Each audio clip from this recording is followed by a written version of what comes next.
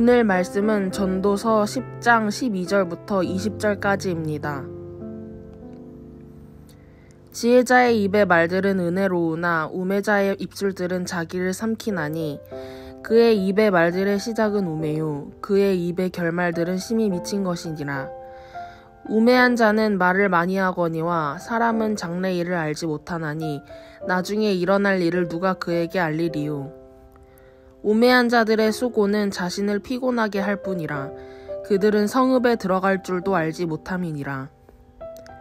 왕은 어리고 대신들은 아침부터 잔치하는 나라여 내게 화가 있도다. 왕은 귀족들의 아들이요 대신들은 취하지 아니하고 기력을 보하려고 정한 때에 먹는 나라여 내게 복이 있도다. 게으른즉 석가래가 내려앉고 손을 놓은즉 집이 새느니라. 잔치는 희락을 위하여 베푸는 것이요 포도주는 생명을 기쁘게 하는 것이나 돈은 범사에 이용되느니라. 심중에라도 왕을 저주하지 말며 침실에서라도 부자를 저주하지 말라. 공중의 새가 그 소리를 전하고 날짐승이 그 일을 전파할 것임이니라. 아멘.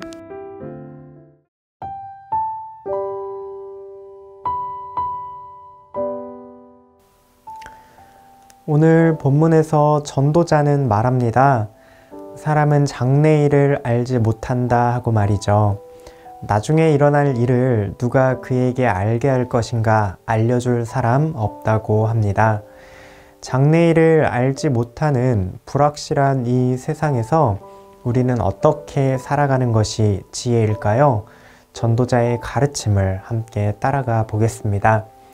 첫째, 장래일을 알 수 없는 우리는 어리석은 말을 쫓지 말아야 합니다. 지혜자는 은혜로운 말을 하고 우매자는 자기를 삼키는 말을 합니다. 자기를 삼키는 말, 무엇을 가리킬까요? 13절에서는 말의 시작이 우매요, 마침은 미친 것이라고 하지요. 구체적으로 보면 우매자는 말을 많이 하는데요. 장래일을 알지 못하고 그러한 말들을 쏟아냅니다. 전도서에서는 지식도 한계가 있고 지혜도 재물도 쾌락도 잠깐뿐이라고 말합니다. 우매자는 그러한 자신의 한계를 알지 못하고 계속해서 그 세상에 속한 말들을 쏟아냅니다. 영원하지 않은 잠깐뿐인 그 세상의 것을 따르는 말, 그것에 가치를 두고 그것을 쫓아 뱉는 말, 이것들이 자신을 삼키는 말에 해당한다고 볼 수 있습니다. 세상의 처세술이나 인문학, 경제 원리와 여러 가지 정보가 나의 삶을 보장해 줄 것처럼 여기며 그 말을 따라 사는 것, 과연 지혜롭다 말할 수 있을까요? 전도자는 아니라고 합니다.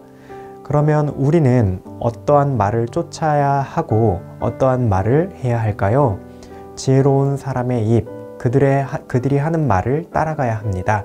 지혜로운 입이 하는 말들은 은혜롭다고 하였죠. 이 세상에서 은혜의 출처와 기원은 누구에게서 나올까요? 바로 하나님입니다. 지혜로운 입은 그가 인간적으로 어떠한 지혜를 지녀서 지혜롭게 말을 하게 되는 게 아닙니다. 우매자의 말이 장래일을 알지 못하는 세상의 말을 쫓았던 것이라면 지혜자의 말은 장래의 일을 아는 분의 말, 영원히 변치 않는 가치가 있는 말, 그 진리를 따라가는 입술을 지혜롭다고 말하고 있습니다. 우리의 입술에 장래일을 확실히 아시는 분의 말씀을 담아야 하겠습니다. 우리의 생각과 가치관과 세계관을 말씀이 이끄는 길로 다듬어 가야 합니다. 그러려면 우리는 제일 먼저 말하기를 급히 하기보다 말씀을 보고 듣고 곱씹는 것이 우선되어야 하겠죠. 아침 묵상도 듣고 성경 읽기 동아리에 참여해서 통독도 하고 말씀으로 기도하고 말씀을 가지고 가족들과 공동체 지체들과 은혜를 나누는 일상이 지속되어야 합니다. 하루에 잠깐이라도 수많은 세상의 말들을 잠깐 뒤로 한 채 하나님의 말씀을 기억하고 생각하는 그런 시간을 습관해 드리면 좋겠습니다. 영원히 변치 않는 말씀을 우리 안에 담아둘 때 은혜로운 말들을 흘려보내게 될 것입니다. 둘째, 장래일을 알 수 없는 우리는 최선을 다하는 일상을 살아가야 합니다. 16절에서부터는 게으름과 관련이 있는 일상의 모습들을 나열합니다. 먼저 16절은 망하는 통치 관료의 모습을, 17절은 흥하는 통치 관료의 모습을 언급하며 대조시키고 있습니다. 16절의 관료들의 특징은 사리 분별을 하지 못하는 상태입니다. 옳고 그름의 분별이 정확하지 않은 어린아이가 왕이 된 모습이 그렇습니다. 또한 지도자들은 무엇을 해야 할지 모르고 아침부터 밤새도록 파티만 즐긴다면 나라는 당연히 망하고 말겠죠. 반대로 17절에서는 고귀한 자손, 즉 통치자로서 적절한 자가 왕이 된 경우를 이야기하는데요. 먹는 것 누구에게나 중요합니다. 지혜로운 자는 사치나 쾌락을 위해서가 아니라 기력을 보충하기 위해서, 잘 일하기 위해서 제때 밥을 먹게 됩니다. 일상에서 어리석은 자는 게으름을 피우는 자입니다. 18절을 보면 지붕이 고장나고 집이 새고 있는 경우를 이야기합니다. 어느 집이나 흔히 있을 수 있는 경우입니다. 그러나 어리석은 자는 지붕이 가라앉을 때까지 손을 쓰지 않습니다. 집에 물이 다 셀 때까지 손을 늘어뜨리고 가만히 있고 맙니다. 19절에서는 먹고 마시며 돈을 쓰는 일상을 이야기합니다. 먹고 마시는 일상의 가치는 무시할 수 없는 일입니다. 적절하게 잘 먹고 잘 마시는 일은 우리에게 기쁨을 줍니다. 또한 돈도 필요할 때 적절하게 사용하면 유익합니다. 전도자는 과도한 돈 욕심이 덧없다고 말하지 돈 자체가 유익하지 않다고 말하지는 않습니다. 다만 먹고 마시고 돈을 추구하는 것을 과하게 할 때 문제가 되지요. 20절에서는 숨은 곳에서 이야기하는 뒷말을 감출 수 있을까 질문을 던집니다. 어리석은 자는 감출 수 있다고 생각을 하지요. 그러나 최소한 하나님은 듣고 계십니다. 지혜로운 자는 이 사실을 잘 알고 있습니다.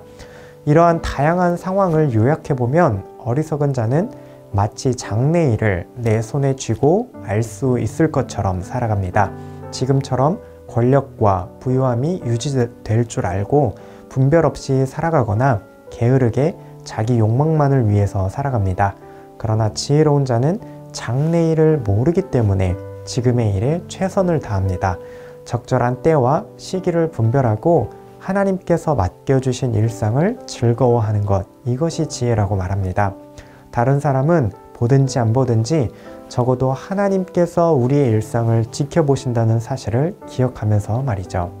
장래일, 그것은 하나님께 속해 있습니다. 세상살이는 불확실하고 어지럽고 혼란스럽습니다. 우리가 붙들 것은 장래를 주관하시는 하나님과 그분의 말씀입니다. 그리고 그분 앞에서 그분이 주신 하루의 호흡을 즐겁게 내쉬면서 최선을 다해 살아가야 합니다. 이것이 장래일을 모르는 우리가 하나님의 백성으로 잘 살아갈 수 있는 지혜입니다. 함께 말씀 기억하며 기도하시겠습니다. 영원히 변치 않는 하나님의 말씀을 읽고 묵상하고 붙들 때에 어리석고 세상적인 마음과 생각과 의지와 행동을 변화시켜 주옵소서. 주어진 하루의 일상을 하나님 앞에서 최선을 다해 살아가게 하옵소서. 장래일을 알지 못하는 오늘도 어리석음 대신 지혜를 선택하며 살아가는 모든 청년가족 되시기를 바랍니다.